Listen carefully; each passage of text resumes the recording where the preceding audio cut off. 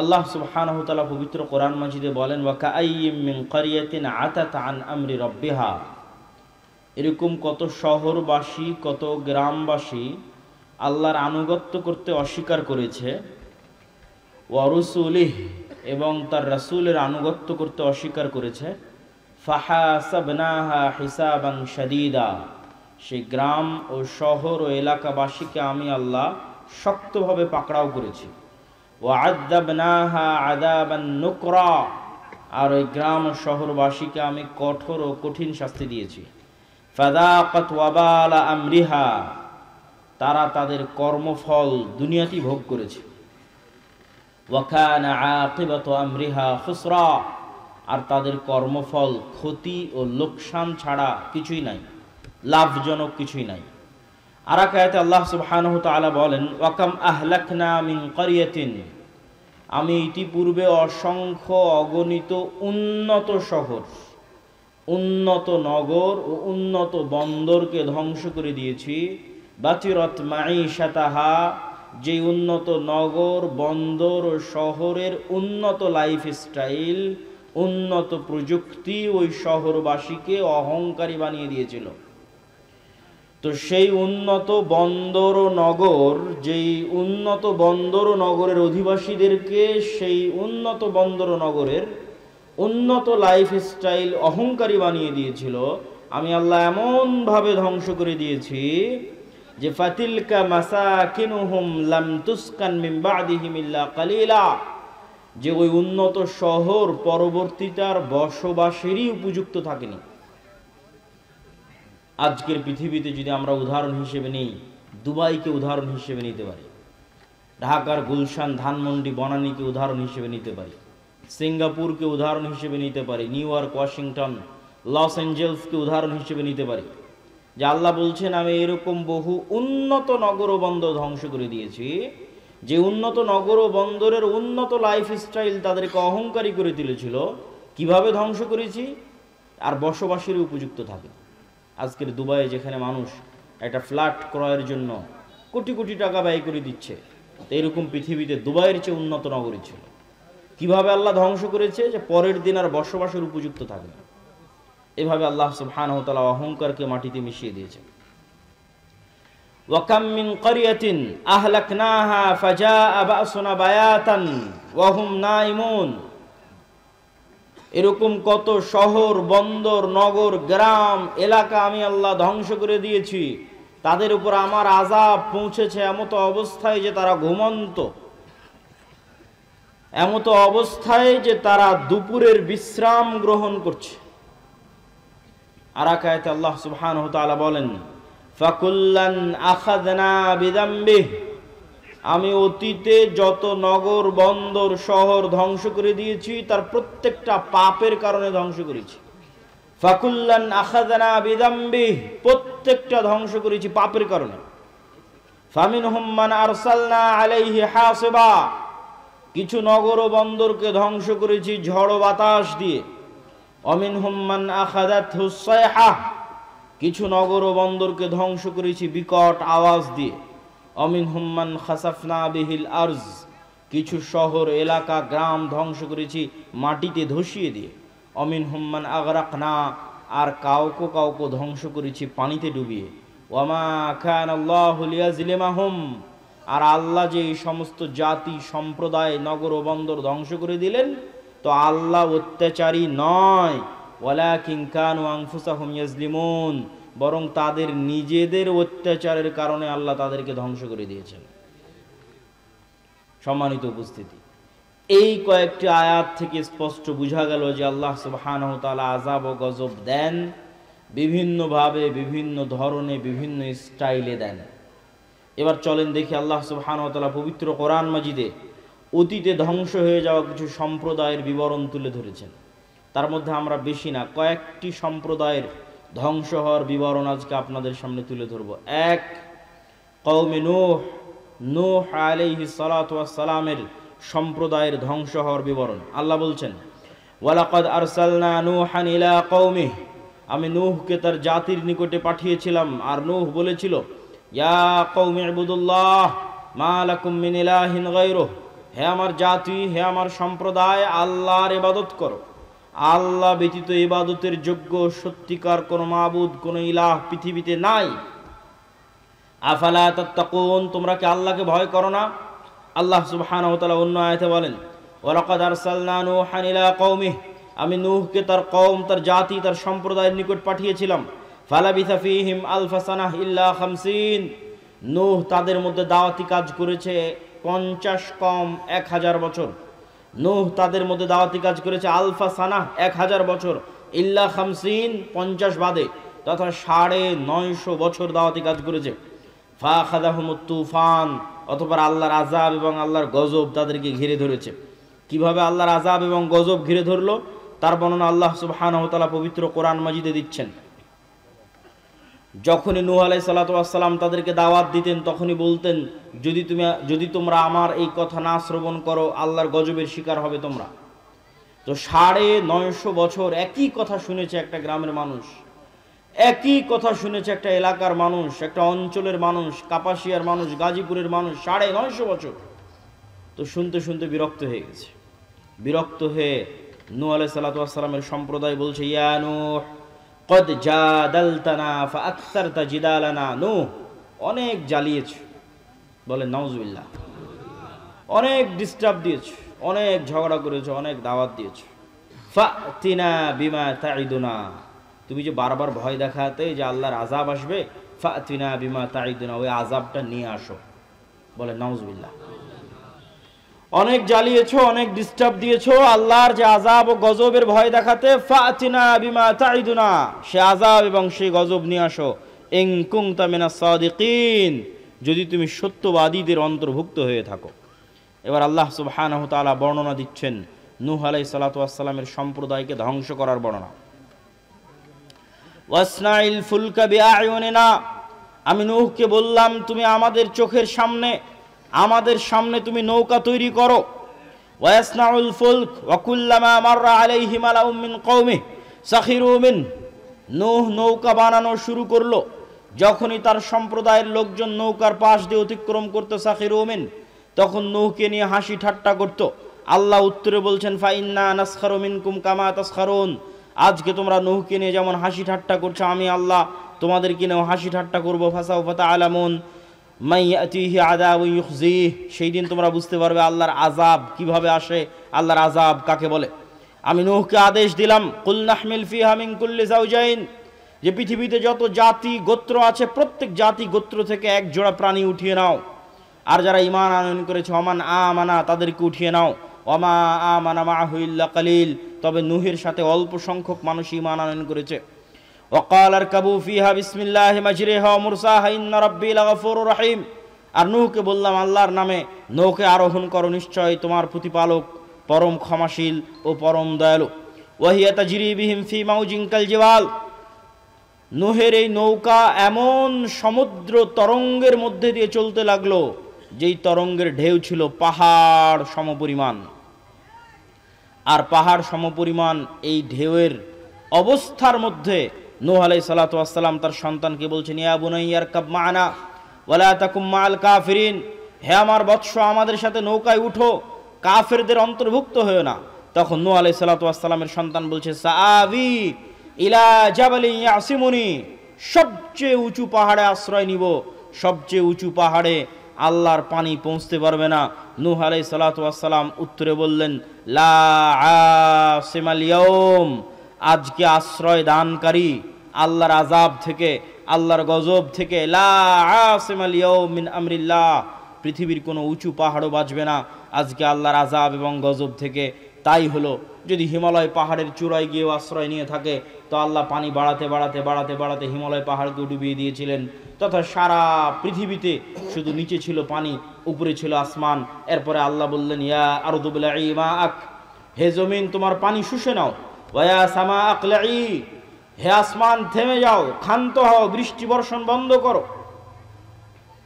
সম্মানিত উপস্থিতি, আরো বিস্তর বর্ণনা আল্লাহ সুবহানাহু ওয়া তাআলা নূহ আলাইহিস সালাতু ওয়াস সালামের কওমকে ধ্বংস করার বর্ণনা দিয়েছে। এই যে নূহ আলাইহিস সালাতু ওয়াস সালামের কওমকে আল্লাহ ধ্বংস করে দিলেন, এই বর্ণনা তাওরাতে আছে, এই বর্ণনা ইনজিলে আছে। আজকের তাওরা, আজকের ইহুদিরা যে তৌরাহ পড়ে, সেই তৌরাতে নূহ আলাইহিস সালাতু ওয়াস সালামের এই মহাপ্লাবনের বর্ণনা আছে। এত বিকৃতির পর, এত পরিবর্ধনের পর আজকের যে বাইবেল খ্রিস্টানেরা পড়ে, সেই বাইবেলে নূহ আলাইহিস সালাতু ওয়াস সালামের এই মহাপ্লাবনের বর্ণনা আছে। পবিত্র কোরআনে নূহ আলাইহিস সালাতু ওয়াস সালামের এই মহাপ্লাবনের বর্ণনা আছে। এই মহাপ্লাবন মহাসত্য।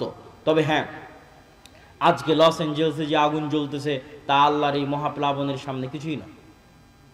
আল্লাহ সুবহানাহু ওয়া তাআলার এই মহা গজবের সামনে কিছুই নয়। অথচ সামান্য ন্যূনতম সে আগুন কন্ট্রোল করার সক্ষমতা আজকের পৃথিবীর সবচেয়ে শক্তিশালী রাষ্ট্র বলে দাবি করে যে আমেরিকা, তাদের পক্ষে সম্ভব হচ্ছে না। তাদের দুর্বলতা এবং তাদের অক্ষমতা সারা পৃথিবীর মানুষের সামনে ফুটে উঠছে ন্যূনতম সামান্য এক আগুনে, যা নূহ আলাইহিস সালামের এই ভয়াবহ বন্যার কাছে কিছুই না। এবার আসেন লূত আলাইহিস সালাতু ওয়াস সালামের কওমকে আল্লাহ কিভাবে ধ্বংস করেছেন। ওয়ালুতান ইয ক্বালা লিকাওমিহি আতাতুনাল ফাহিশাতা মা সাবাকাকুম বিহা মিন আহাদিন মিনাল আলামিন। হে লূত, তুমি তোমার কওমের নিকটে যাও এবং তোমার কওমকে বলো। আর লূত তার কওমের নিকটে গেল এবং বলল, আতাতুনাল ফাহিশাতা, তোমরা কি ওই অশ্লীলতায় লিপ্ত হচ্ছ যেই অশ্লীলতা পৃথিবীতে কোনো জাতি ইতিপূর্বে করেনি, সেই অশ্লীলতায় তোমরা লিপ্ত হয়েছ। এই অশ্লীলতা থেকে বের হয়ে আসো, এই অশ্লীলতা পরিত্যাগ করো। সে অশ্লীলতা ছিল সমকামিতার অশ্লীলতা। সম্মানিত উপস্থিতি, লূত আলাইহিস সালাতু ওয়াস সালাম যখন এই দাওয়াত তাদেরকে প্রদান করলো, তখন তারা লূত আলাইহিস সালাতু ওয়াস সালামকে কি উত্তর দিয়েছিল জানেন? ফামা কানা জওয়াবা কওমি ইল্লা আন ক্বালু আখরিজু আলা লূতিন মিন ক্বরিয়াতিকুম ইন্নাহুম উনাসুন ইয়াতাতাহহারুন। লূত, তুমি যখন এতই পবিত্র, লূত তুমি যখন এতই পবিত্র আর আমরা যখন এতই অপবিত্র, আমাদের সাথে তোমার থাকার দরকার নাই। তুমি আমাদের এলাকা, আমাদের গ্রাম ছেড়ে বেরিয়ে পড়ো, আমাদের গ্রাম থেকে বেরিয়ে যাও। যদি তুমি তোমার দাওয়াতি কাজ বন্ধ না করো, আমরা তোমাকে আমাদের গ্রাম, আমাদের এলাকা ছাড়তে বাধ্য করব। আল্লাহর আযাব এবং আল্লাহর গজব আসার সময় হয়ে গেল। আল্লাহর আযাব এবং গজব আসার যখন সময় হলো, আল্লাহ ফেরেশতা পাঠালেন। ফেরেশতা গেল মেহমান হিসেবে ইব্রাহিম আলাইহিস সালাতু ওয়াস সালামের নিকটে। ধারাবাহিক আল্লাহ সুবহানাহু ওয়া তাআলা এই ঘটনা পবিত্র কোরআনে বর্ণনা করেছেন। ফেরেশতা যখন ইব্রাহিম আলাইহিস সালাতু ওয়াস সালামের নিকটে গেল, তখন ইব্রাহিম আলাইহিস সালাতু ওয়াস সালাম ভয় পেয়ে গেলেন। ফেরেশতারা বলছে, ভয়ের কোনো কারণ নাই। ইন্না নুবাশশিরুকা বিগুলামিন, আমরা আপনাকে এক সৎ সুসন্তানের সুসংবাদ দিতে এসেছি আর ধ্বংসের বার্তা নিয়ে এসেছি কওমে লূতের জন্য। ইব্রাহিম আলাইহিস সালাতু ওয়াস সালাম আশ্চর্য হয়ে বললেন, সেখানে যে লূত আছে, তোমরা ধ্বংসের বার্তা নিয়ে এসেছো কওমে লূতের জন্য, কিন্তু সেখানে যে লূত আছে আলাইহিস সালাতু ওয়াস সালাম, তখন ফেরেশতারা বললেন, তাকে উদ্ধার করে নেওয়া হবে, তাকে বাঁচিয়ে নেওয়া হবে। এই ফেরেশতা দলই মেহমান হিসেবে লূত আলাইহিস সালাতু ওয়াস সালামের নিকটে গিয়ে উপস্থিত হলো। লূত আলাইহিস সালাতু ওয়াস সালাম প্রথমে বুঝতে পারেননি যে তারা আল্লাহ সুবহানাহু ওয়া তাআলার মেহমান, তারা আল্লাহ সুবহানাহু ওয়া তাআলার ফেরেশতা, এটা তিনি বুঝতে পারেননি। তো ফেরেশতাগণ যখন লূত আলাইহিস সালাতু ওয়াস সালামের দরবারে গেছে, তখন সুন্দর, সুদর্শন, কিশোর, যুবক বয়সের, পূর্ব মুহূর্তের বয়সের আকৃতি ধারণ করে গেছে। তৎকালীন বিশ্বের, তৎকালীন সেই জাতির জঘন্য লোলুপ দৃষ্টি তখন এই ফেরেশতাদের উপর পড়ে এবং তারা লূত আলাইহিস সালাতু ওয়াস সালামের নিকটে চায় যে তুমি তাদেরকে আমাদের হাতে উঠিয়ে দাও। তখন লূত আলাইহিস সালাতু ওয়াস সালাম বলেন, আলাইসা মিনকুম রাজুলুর রশীদ, তোমাদের মধ্যে কি একজনও পবিত্র মানুষ নাই? হায় আফসোস, তোমাদের মধ্যে একজনও কি পবিত্র মানুষ নাই? আমি ইলা রুকনিন শাদীদ, আমি মহাশক্তিশালী আল্লাহর আশ্রয় প্রার্থনা করছি তোমাদের সামনে, তোমাদের মাধ্যমে আজ আমার মেহমানেরা অপমানিত হবে। এই অপমান হওয়া থেকে আমি আল্লাহর দরবারে আশ্রয় প্রার্থনা করছি। যখন লূত আলাইহিস সালাতু ওয়াস সালামকে এরকম চিন্তিত দেখলেন ফেরেশতারা, তখন ফেরেশতারা বললেন, ইয়া লূত ইন্না রাসূলু রাব্বিক, আরে আমরা তো আপনার প্রতিপালকের পক্ষ থেকে পাঠানো ফেরেশতা। লা ইয়াসিলু ইলাইক, এরা আপনার এবং আমাদের কোনো ক্ষতি করতে পারবে না। ফাআসরি বিআহলিক বিকিতইম মিনাল লাইল, রাত শেষ হওয়ার পূর্বেই আপনার পরিবার নিয়ে, মুমিনদের নিয়ে এই এলাকা ত্যাগ করেন। ফাআসরি বিআহলিক বিকিতইম মিনাল লাইল, রাত শেষ হওয়ার পূর্বে এই এলাকা ত্যাগ করেন। ওয়ালা ইয়ালতাফিত মিনকুম আহাদ, আপনাদের মধ্যে কেউ যেন পিছন ফিরে না তাকায়। ইল্লা ইমরাতাক, তবে আপনার স্ত্রীকে সাথে নিয়ে যেতে পারবেন না। মুসিবুহা মা আসাবাহুম, আল্লাহর গজবের শিকার সেও হবে। ইন্না মাউইদাহুমুস সুবহ, আপনার এই জাতির ধ্বংস হওয়ার সময় সকাল। আলাইসা সুবহু বিকরিব, সকাল কি অতি নিকটে নয়? অতএব সকাল হওয়ার পূর্বে এই এলাকা ত্যাগ করেন। লূত আলাইহিস সালাতু ওয়াস সালাম সকাল হওয়ার পূর্বেই তড়িঘড়ি করে এলাকা ত্যাগ করলেন, তার স্ত্রী থেকে গেল। আল্লাহ সুবহানাহু ওয়া তাআলা কোরআন মাজিদে বর্ণনা করছেন, ফালাম্মা জা আমরুনা জাআলনা আলিয়াহা সাফিলাহা, যখন লূত ওই শহর ওই এলাকা ত্যাগ করলো, তখন আমি আল্লাহ ওই শহরের উপর সাইড করে দিলাম নিচে, আর নিচের সাইড করে দিলাম উপরে। জাআলনা আলিয়াহা সাফিলাহা, পুরো শহরকে উল্টিয়ে দিলাম। ওয়ামতারনা আলাইহা হিজারাতাম মিন সিজ্জিল মামদুদ, আর আসমান থেকে বর্ষণ করতে লাগলাম আগুনের পাথর। পুরো শহরকে উল্টিয়ে দিলাম আর আসমান থেকে বর্ষণ করতে লাগলাম অগ্নি পাথর বৃষ্টি। আল্লাহর আযাব এই গজবের সামনে আজকের লস এঞ্জেলসে যা হচ্ছে কিছুই নয়। আল্লাহ সুবহানাহু ওয়া তাআলা লূত আলাইহিস সালাতু ওয়াস সালামের কওমকে যে ভয়ঙ্কর আযাব ও গজব দিয়ে ধ্বংস করে দিয়েছেন, সেই ভয়ঙ্কর আযাব ও গজবের সামনে আল্লাহর সেই শক্তিশালী মহান আল্লাহ সুবহানাহু ওয়া তাআলার সেই ভয়ঙ্কর আযাব ও গজবের সামনে আজকের আমেরিকার লস এঞ্জেলসে যা চলতেছে তা ন্যূনতম, তা অতি সামান্য, তা অতি নগণ্য। চলেন আল্লাহ সুবহানাহু ওয়া তাআলা তারপরের জাতির ধ্বংসের বর্ণনা দিচ্ছেন, তা হচ্ছে আদ জাতি। এগুলো প্রত্যেকটা আল্লাহ কোরআনে বর্ণনা দিয়েছে, আর আমি শুধু কোরআনের আয়াত করছি আর অনুবাদ করছি। ওয়া ইলা আদিন আখাহুম হুদ, আদ জাতির নিকটে নবী করে পাঠিয়েছি হুদ আলাইহিস সালাতু ওয়াস সালামকে। ক্বালা ইয়া কওমি ইবুদুল্লাহ মা লাকুম মিন ইলাহিন গায়রুহু, হুদ তার জাতিকে লক্ষ্য উদ্দেশ্য করে বলল, হে আমার কওম, আল্লাহর ইবাদত করো। মা লাকুম মিন ইলাহিন গায়রুহু, আল্লাহ ব্যতীত পৃথিবীতে ইবাদতের যোগ্য কেউ নাই। আফালা তাত্তাকুন, তোমরা কি আল্লাহকে ভয় করো না? যদি তোমরা আল্লাহ ব্যতীত অন্য কারো ইবাদত করো অথবা আল্লাহর ইবাদতকে মেনে না নাও, তাহলে আল্লাহর গজবের তোমরা শিকার হবে। ইন্নী আখাফু আলাইকুম আযাব ইয়াউমিন আযীম, আমি ভয় পাচ্ছি যে আল্লাহর আযাব এবং আল্লাহর গজব তোমাদেরকে ঘিরে ধরবে। তো নূহ আলাইহিস সালাতু ওয়াস সালামের কওম আর লূত আলাইহিস সালাতু ওয়াস সালামের কওমের চেয়ে আদ জাতি ছিল বিপরীত, ব্যতিক্রম। কি বিপরীত, কি ব্যতিক্রম? আদ জাতির উত্তর দেখেন, আদ জাতির উত্তর আল্লাহ কোরআনে বর্ণনা করছে। অকালু মান আশাদ্দু মিন্না কুওয়া, যখন হুদ আলাইহিস সালাতু ওয়াস সালাম আদ জাতিকে বললেন আল্লাহর গজব আসতে পারে, আদ জাতি উত্তরে বলল, মান আশাদ্দু মিন্না কুওয়া, আজকের পৃথিবীতে আমাদের চেয়ে শক্তিশালী এমন আছে কে যার ভয় তুমি আমাদেরকে দেখাও? মান আশাদ্দু মিন্না কুওয়া, আজকের পৃথিবীতে আমাদের চেয়ে শক্তিশালী কেউ নাই, কিসের গজবের ভয় দেখাও, কিসের আযাবের ভয় দেখাও? তৎকালীন বিশ্বের সবচেয়ে শক্তিশালী জাতীয় রাষ্ট্র তৈরি করেছিল আদ সম্প্রদায়, সবচেয়ে উন্নত সভ্যতা তৈরি করেছিল আদ সম্প্রদায়, সবচেয়ে উন্নত প্রযুক্তি তৈরি করেছিল আদ সম্প্রদায়।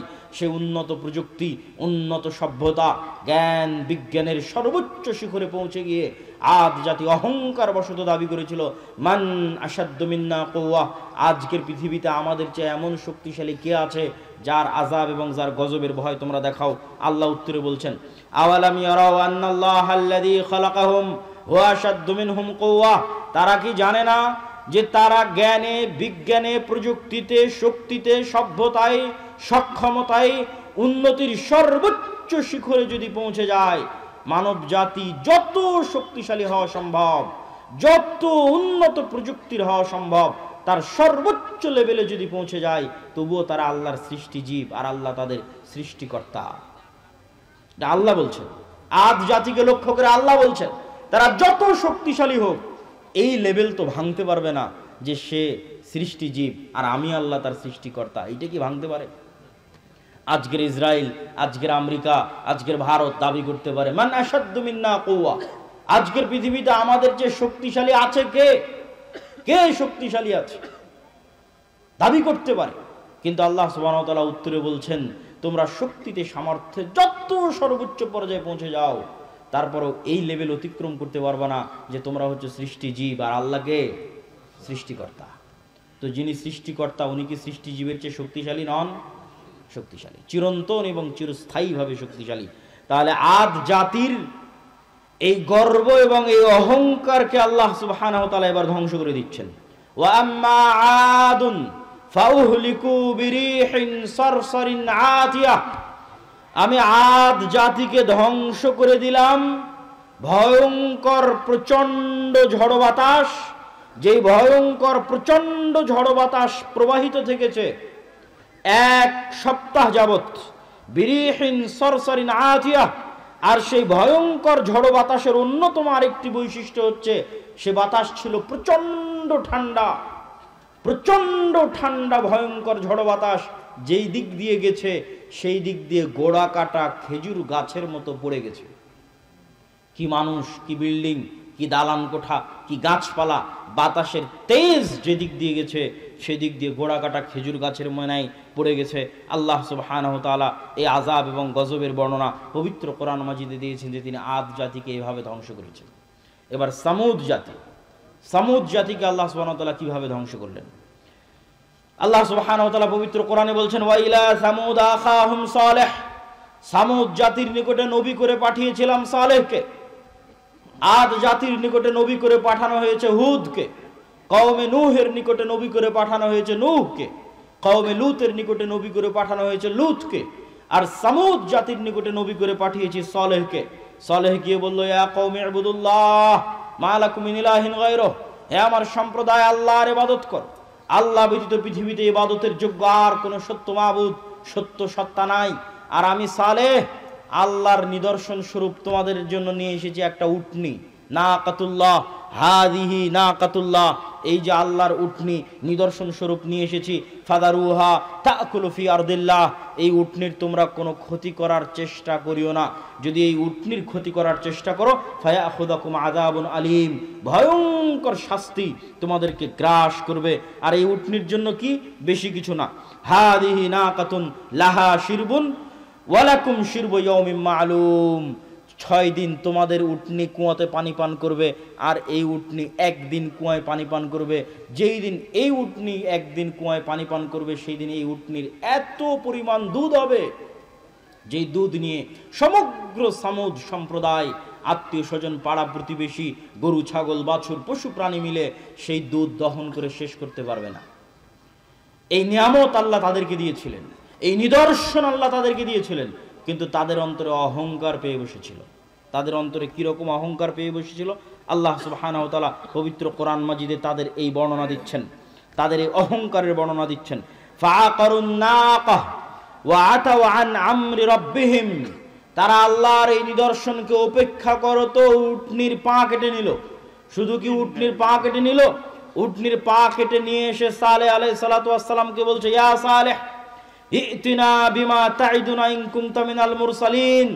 সালেহ, তুমি তো খুব বড় বড় লেকচার দিতে যে এই উটনির ক্ষতি করলে নাকি আল্লাহর আযাব আসবে। নেও, তোমার উটনির পা কেটে দিয়েছে, আল্লাহর আযাব কোথায় নিয়ে আসো। বলেন নাউজুবিল্লাহ।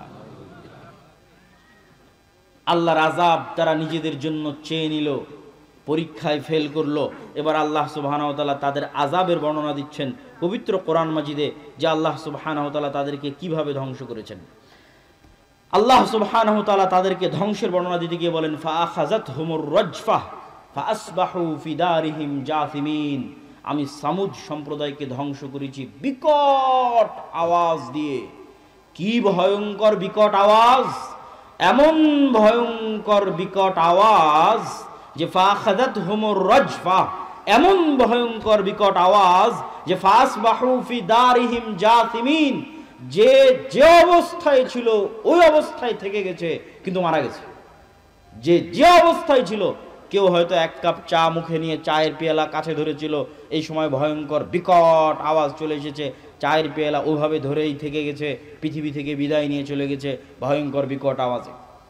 কেউ হয়তো দৌড়াচ্ছিল, দৌড়ানো অবস্থায় থেকে গেছে, কেউ বসা ছিল, বসা অবস্থায় থেকে গেছে। যে যে অবস্থায় ছিল, লা তাতাহাররাকুল আজসাদ, পুরো একটা জাতি একদিনে 1 সেকেন্ডে 1 বিকট আওয়াজে স্থির অবস্থায় পৃথিবী থেকে ধ্বংস হয়ে গেছে। আল্লাহ বর্ণনা দিচ্ছেন পবিত্র কোরআন মাজিদে এই সামুদ জাতির ধ্বংসের বর্ণনা। আদ জাতির ধ্বংসের বর্ণনার সাথে আজকের আমেরিকার লস এঞ্জেলসে যা চলতেছে কিছুই না, ন্যূনতম, অতি নগণ্য। অথচ এই অতি নগণ্য, অতি দুর্বল আল্লাহর শাস্তি, আল্লাহর আযাব বর্তমান পৃথিবীর সবচেয়ে শক্তিশালী রাষ্ট্র ট্যাকেল দিতে পারছে না। যদি নূহ আলাইহিস সালাতু ওয়াস সালামের মতো আযাব আসে, যদি কওমে লূতের মতো আযাব আসে, যদি আদ জাতির মতো আযাব আসে, যদি সমুদ জাতির মতো আযাব আসে, তাহলে আল্লাহ সুবহানাহু ওয়া তাআলার আযাব এবং এই শাস্তি থেকে বাঁচতে পারবে এরকম কোন শহর, বন্দর, নগর পৃথিবীতে নাই। এবং এটার চ্যালেঞ্জ আল্লাহ পবিত্র কোরআন মাজিদে দিয়েছেন। আল্লাহ বলছেন, আফা আমিনা আহলুল কুরা আইয়াতিয়াহুম বাসুনা বায়াতাম ওয়া হুম নাইমুন। শহর ও গ্রামবাসী, বন্দরবাসী কি নিজেকে নিরাপদ মনে করে নিয়েছে যে আর আল্লাহর আযাব আসবে না? এখন অত্যাধুনিক প্রযুক্তি, তাই বৃষ্টি কখন হবে জানা যায়, ঝড় কখন হবে জানা যায়, ভূমিকম্প কখন হবে জানা যায়। সকল আশ্রয় কেন্দ্র আছে, পুনর্বাসন কেন্দ্র আছে, ফায়ার সার্ভিস আছে। এরকম উন্নত প্রযুক্তির যুগে, কম্পিউটার, মোবাইল, বিজ্ঞান, ক্যামেরার যুগে, ওয়েবসাইট, গুগল, সব কিছুর যুগে, চ্যাট জিপিটির যুগে মানুষকে মনে করে নিয়েছে যে আল্লাহর আযাব আর আসবে না। আফা আমিনা আহলুল কুরা ইয়াতিয়াহুম বাসুনা বায়াতাম ওয়া হুম নাইমুন। শহর, বন্দর, নগরবাসী, পৃথিবীর উন্নত থেকে উন্নত শহরবাসী, New York, Washington, London, Dubai, Singapore, ঢাকার মানুষ কি মনে করে নিয়েছে আল্লাহর আযাব আসবে না? এমতো অবস্থায় যে তারা ঘুমন্ত, এমতো অবস্থায় যে তারা দুপুরের পর বিশ্রাম নিচ্ছে, এমতো অবস্থায় যে তারা খেল তামাশায় মত্ত, এমতো অবস্থায় তাদের কাছে আল্লাহর আযাব আসবে না এই নিশ্চিত, এই গ্যারেন্টি, এই নিশ্চয়তা তাদেরকে কে দিল? সম্মানিত উপস্থিতি, আল্লাহ সুবহানাহু ওয়া তাআলা পবিত্র কোরআন মাজিদের এই সারমর্ম, এই সামারি বলার মাধ্যমে আপনাদের সামনে এতটুকুই, বক্তব্যের এই প্রথম অংশে এতটুকু তুলে ধরতে চেয়েছি যে আল্লাহর আযাব এবং আল্লাহর গজব থেকে পৃথিবীতে কেউ মুক্ত নয়। আল্লাহর আযাব এবং গজবের ভয়ে থাকতে হবে। বক্তব্যের দ্বিতীয় অংশ হচ্ছে ইসলামের সামগ্রিক বিজয় কিভাবে সম্ভব। ইসলামের সামগ্রিক বিজয় কিভাবে সম্ভব, এই পয়েন্টে বাংলাদেশের প্রায় সব জায়গায়, সব ইউনিভার্সিটি, কলেজ, যেখানে যেখানে যাওয়ার সুযোগ হচ্ছে, সম্ভব হচ্ছে, সেখানে আলোচনা তুলে ধরছি। আপনাদের কাছেও তুলে ধরা দরকার, কেননা আমাদের মধ্যে অনেক মানুষ মনে করছে যে হ্যাঁ, গণতান্ত্রিক নির্বাচনের মাধ্যমে আমি রাষ্ট্র ক্ষমতায় ইসলাম প্রতিষ্ঠা করব। আবার কেউ মনে করছে যে না, এইভাবে ওইভাবে রাষ্ট্র ক্ষমতায় ইসলাম প্রতিষ্ঠিত হবে। আসলে রাষ্ট্রে ইসলাম প্রতিষ্ঠিত হওয়া বলতে কি বুঝায়, এই জিনিসটা আগে আমাকে এবং আপনাকে বুঝতে হবে। রাসূলুল্লাহ সাল্লাল্লাহু আলাইহি ওয়াসাল্লাম এক হাদিসে বলছেন, কিয়ামতের পূর্ব মুহূর্তের নিকটবর্তীর বর্ণনা দিতে গিয়ে বলছেন, লা তাকুমুস সাআহ হাত্তা ইয়ানজিলা ঈসা ইবনে মারইয়াম। কিয়ামত ততক্ষণ পর্যন্ত হবে না যতক্ষণ না মারিয়ামের সন্তান ঈসা পৃথিবীতে নেমে না আসে। আর মারিয়ামের সন্তান ঈসা পৃথিবীতে নেমে এসে কি করবে জানো? মারিয়ামের সন্তান ঈসা পৃথিবীতে নেমে এসে ইয়াকসিরুস সালিব, ক্রুশ ভেঙে দিবে, ওয়া ইয়াকতুলুল খিনজির, শুকুরকে হারাম ঘোষণা করবে, আর সমগ্র পৃথিবীতে হাকামান মুকসিতা, ন্যায় বিচার প্রতিষ্ঠা করবে। এটা হলো রাষ্ট্রে ইসলামের ব্র্যান্ডিং। যে ঈসা আলাইহিস সালাতু ওয়াস সালামের যে শাসন ব্যবস্থা হবে, ওই শাসন ব্যবস্থা ইসলামী শাসন ব্যবস্থা না অন ইসলামিক শাসন ব্যবস্থা? ইসলামী শাসন ব্যবস্থা। তো ইসলামী শাসন ব্যবস্থার ব্র্যান্ডিং করছেন আল্লাহর নবী, যে ঈসা আলাইহিস সালাতু ওয়াস সালাম যতক্ষণ না আসবে কিয়ামত হবে না। উনি আসবেন, এসে কি করবেন? সমগ্র পৃথিবীতে ন্যায় বিচার প্রতিষ্ঠা করবেন। তাহলে ইসলামী শাসন ব্যবস্থার ব্র্যান্ডিং হচ্ছে ন্যায় বিচার। ইসলামী শাসন ব্যবস্থার ব্র্যান্ডিং হচ্ছে ন্যায়পরায়ণতা। তো আজকের যুগের আমরা মুসলমানেরা নিজেরাই তো ন্যায়পরায়ণ নই, সত্যবাদী নই, তো রাষ্ট্রে কিভাবে ন্যায় বিচার প্রতিষ্ঠা করব? ঈসা আলাইহিস সালাম যদি তার নিজের ব্যক্তিগত জীবনে ন্যায়পরায়ণ না হয়, উনি কি রাষ্ট্রের ন্যায় বিচার প্রতিষ্ঠা করতে পারবে? আপনাকে আমি উদাহরণ দিয়ে বলি, কাপাসিয়া, টোক, গাজীপুরের মানুষ খুব ভালোভাবে জানেন। আপনি আপনার পাড়া প্রতিবেশী, আশেপাশের অঞ্চল কি হানাফি কি আহলে হাদিস, একটু নজর দিয়ে দেখেন, নজর বুলিয়ে দেখেন যে বাবার মৃত্যুর পর কতজন ভাই তার বোনকে পিতার সম্পত্তিতে ন্যায্য হিস্সা ন্যায়ের সাথে, ন্যায় পরায়ণতার সাথে বুঝিয়ে দিয়েছে। ন্যায়ের সাথে একে তো আছে দেয়নি, আর এক দল আছে যদি দিয়ে থাকে তাহলে সবচেয়ে দামি জমিটা নিজে নিয়েছে আর বিলের মধ্যে থাকা জমিটা বোনকে দিয়েছে। এটা কি ন্যায় হয়েছে? ন্যায় হয়নি, অন্যায় হয়েছে। এবার বলেন, এই মুসলমান, যেই মুসলমান নিজেকে মুসলিম বলে দাবি করছে, সে ন্যূনতম তার পরিবারে তার রক্তের সম্পর্কের বোনকে আল্লাহর দেওয়া সম্পত্তি ন্যায়ের সাথে বুঝিয়ে দিতে পারেনি। ওই মুসলমানকে যদি আমি আজকে রাষ্ট্রের দায়িত্ব দিই, 16 বছর যা দুর্নীতি হয়েছে ও তার কয়েক গুণ বেশি দুর্নীতি, 16 বছর যা জুলুম হয়েছে ও তার চেয়ে বেশি জুলুম করবে। কেননা সে তার পরিবারে তার বোনের সাথে ন্যায় প্রতিষ্ঠা করতে পারেনি। কেমনে সম্ভব যে সে রাষ্ট্রের দায়িত্ব বলে রাষ্ট্রের ন্যায় বিচার প্রতিষ্ঠা করবে? উদাহরণ 2, আপনাদের এই কাপাসিয়া, টোক, গাজীপুর অঞ্চলের মানুষ মিলিয়ে দেখেন, এরকম অসংখ্য জায়গায় বিবাহ হচ্ছে যেখানে মুসলিম মেয়ের বিবাহ হচ্ছে যৌতুকের ভিত্তিতে। যৌতুক নিচ্ছে কে? মুসলমান যৌতুক নিচ্ছে। মুসলিম সন্তান, মুসলিম যুবক, মুসলিম পিতা যৌতুক নিচ্ছে। বিবাহে উপস্থিত আছে হাজি, নামাজি, আলেম, আলহাজ, ওমরাকারী, দানবীর, কাজী, এমন কে নাই যে বিবাহে উপস্থিত নাই? সবাই মুসলমান, সবাই আল্লাহওয়ালা, সবার দাড়ি টুপি আছে, সবার চোখের সামনে একটা মেয়ের সাথে এবং একটা মেয়ের পরিবারের সাথে অন্যায় হচ্ছে। কি হচ্ছে? কথা বলেন না কেন? কি হচ্ছে?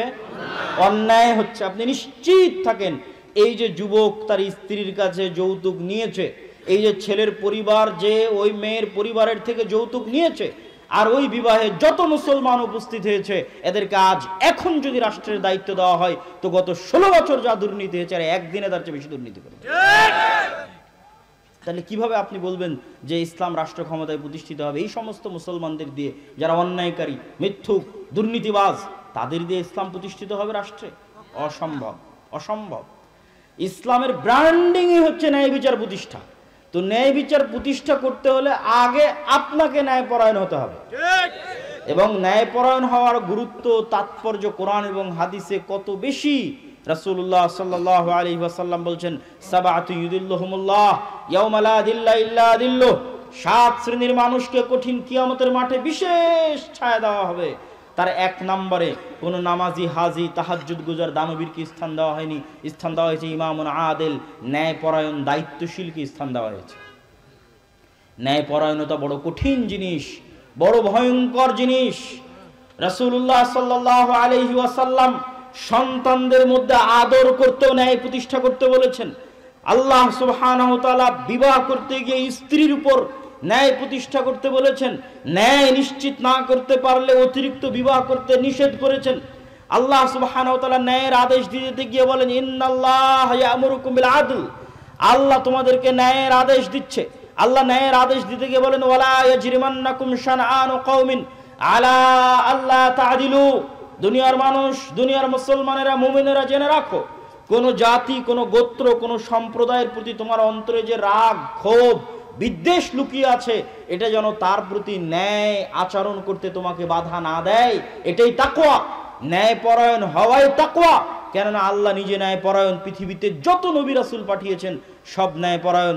আর আপনি মুসলমানদের বাড়ি, ঘর, রাষ্ট্র, পরিবার, ফ্যামিলি, ইসলামী দল, ইসলামী আন্দোলন, ইসলামী সংগঠন, মসজিদ, মাদ্রাসা, যেখানে যাবেন বাহ্যিক রিচুয়ালস আছে, বাহ্যিক আনুষ্ঠানিকতা আছে, নাই তো কি নাই? ন্যায় নাই। ইসলামী দলের আমির ওই কর্মীকেই পদ দিয়ে রেখেছে যে বেশি চামচামি করে, আর ওই কর্মীকে দল থেকে বের করে দিয়েছে যে বেশি কর্মঠ হয়ে কাজ করে। তো ওই আমির তো তার দলই ন্যায় প্রতিষ্ঠা করতে পারেন, ও রাষ্ট্রে কিসের ন্যায় প্রতিষ্ঠা করবে?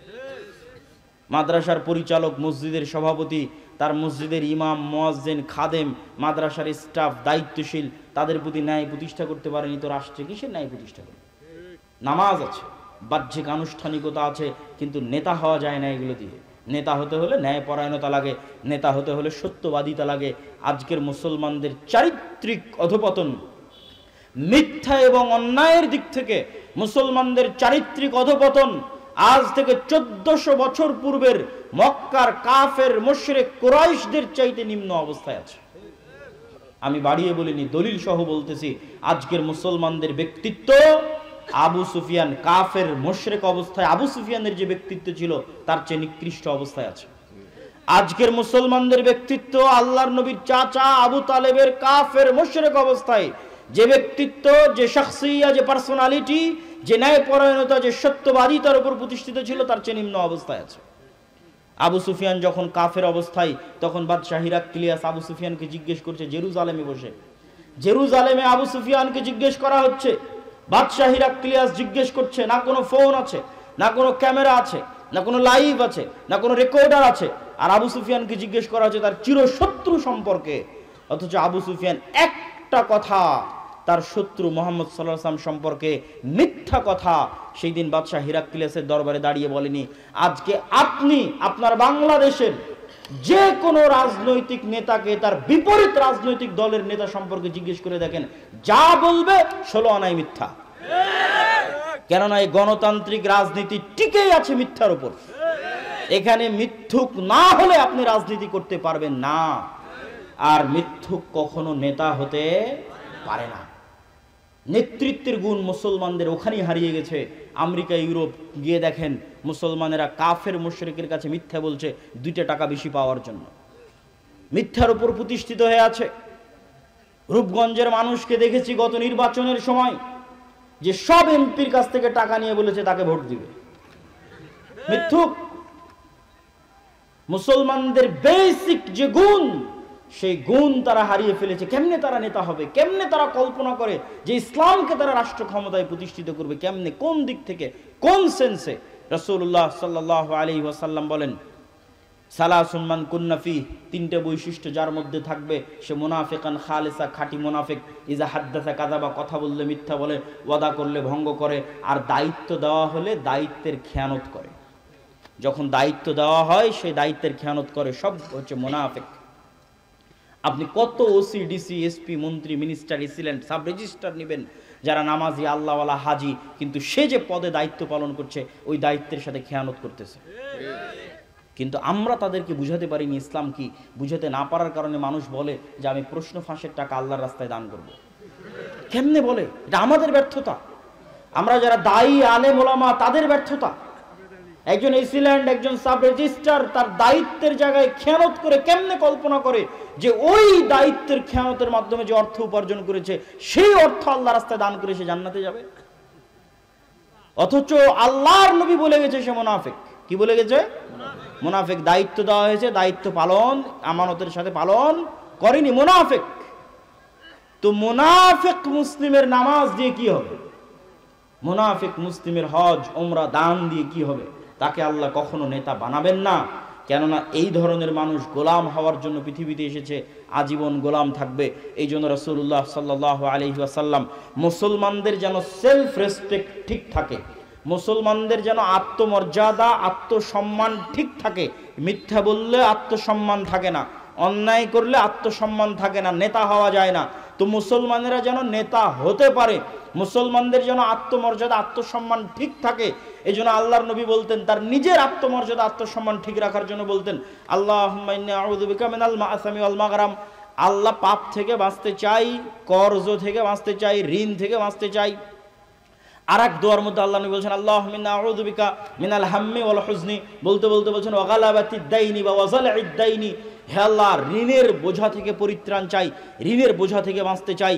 আল্লাহর নবীকে জিজ্ঞেস করা হলো, কেন আপনি এত লোন থেকে বাঁচতে চান? আল্লাহর নবী উত্তরে বলছেন, ইজাস্তাদানা রাজুল বাদা ইউকাযযিব।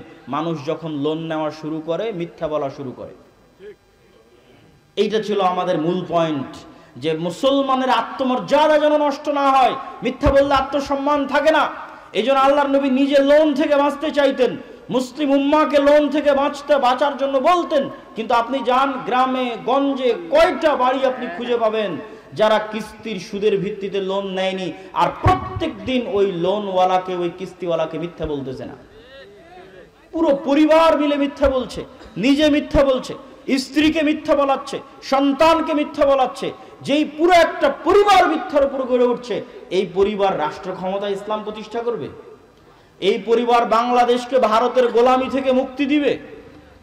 অসম্ভব। আমি বলেছি, এই জন্য আমার কথা মনোযোগ দিয়ে মনে করে যাবেন। আমি বলেছি, মুসলমানদের নিজের দিনের উপর কনফিডেন্স নাই, মুসলমানদের নিজের দিনের উপর, নবীর সুন্নাতের উপর কনফিডেন্স নাই। কার থেকে উদাহরণ দেখবেন? ইহুদির থেকে উদাহরণ দেখবেন, আর হিন্দুর থেকে উদাহরণ দেখবেন। 1947-এ ভারত প্রতিষ্ঠা হয়েছিল সেকুলারিজমের উপর। জওহরলাল নেহরু, গান্ধী, মাওলানা আবুল কালাম আজাদ প্রতিষ্ঠা করেছিলেন সেকুলারিজমের উপর। আর 47-এ পাকিস্তান আর বাংলাদেশ প্রতিষ্ঠা হয়েছিল ইসলামের নামে, ইসলামের উপর। আজ 70, 75, 80 বছর পার হয়ে গেছে, ভারত সেকুলারিজম থেকে বের হয়ে হিন্দুত্ববাদের মতো একটা ভ্রান্ত মতবাদকে রাষ্ট্রে প্রতিষ্ঠিত করেছে। আর মুসলমানেরা পাকিস্তান আর বাংলাদেশের মতো মুসলিম রাষ্ট্ররা পাল্লা দিচ্ছে পৃথিবীকে দেখানোর জন্য, দেখো আমি কত বড় সেকুলার, আমি কত বড় ধর্মবিদ্বেষী, দেখে যাও আমাকে, কত বড় সেকুলার, আমাকে চিনে যাও, যে আমাকে একটু দাম দাও, মূল্যায়ন করো। আজকের বাংলাদেশের মুসলমানেরা ভারতের যে ঘটনাগুলো আছে সেগুলো নিয়ে ট্রল করে, যুবকরা ট্রল করে ফেসবুক ইউটিউব, বলে তাদের টয়লেট নাই বা উমুক নাই তুমুক নাই বা তারা গোমূত্র পান করে ইত্যাদি নিয়ে ট্রল করে। আমার কথা হচ্ছে, ও যদি গোমূত্রও পান করে তো গোমূত্রের মতো একটা ভ্রান্ত জিনিসের উপর তার কনফিডেন্স কোন লেভেলের যে ওইটাকে রাষ্ট্র পর্যন্ত নিয়ে চলে গেছে। তুমি তোমার নবীর কয়টা সুন্নাত তোমার জীবনে, তোমার পরিবারে, তোমার সমাজে, তোমার রাষ্ট্রে বাস্তবায়ন করেছো? তুমি কত বড় মরদ দেখাও। হিন্দুরা মরদ, ভারতের হিন্দুরা মরদ, তাই হিন্দুত্ববাদকে রাষ্ট্রে প্রতিষ্ঠিত করেছে। তুমি কোন লজ্জায় তাকে নিয়ে ট্রল করো? তুমি যদি তাকে নিয়ে ট্রল করতে চাও তো তোমার নবীর সুন্নাতকে তোমার জীবনে বাস্তবায়ন করে দেখাও, যে হ্যাঁ আমি পুরুষ, আমি কাপুরুষ না, আমি সাহসী বীর পুরুষ, আমারও আমার নবীর দিনের সুন্নাতের উপর কনফিডেন্স আছে, আত্মবিশ্বাস আছে।